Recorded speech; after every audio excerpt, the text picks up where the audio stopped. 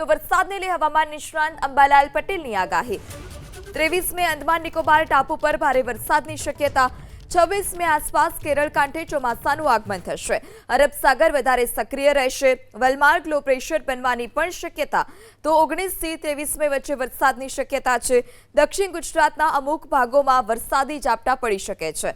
પૂર્વ ગુજરાતના ભાગોમાં પણ વરસાદી ઝાપટાની શક્યતા છે।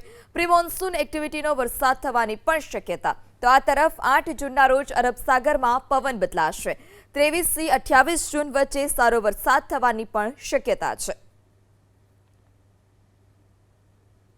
જ્યારે આંદામાન નિકોબાર ટાપુમાં ચોમાસું બેસવાની શક્યતા છે, તારીખ 23 આસપાસ ભારે વરસાદ થવાની શક્યતા છે અને તારીખ 26 મે ચોમાસું દક્ષિણ છેડે પહોંચવાની શક્યતા છે।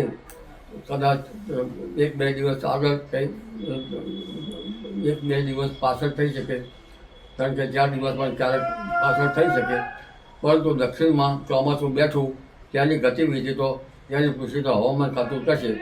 ગુજરાતમાં વરસાદ તારીખ 23, 24 અને 25માં 21 થી 23માં પ્રી મોન્સૂન એક્ટિવિટી વરસાદ બાદ ગાજવીજ ચોમાસું લગભગ 8 જૂનથી 15 જૂન વચ્ચે આવવાની શક્યતા કેટલાક ભાગમાં રહી શકે।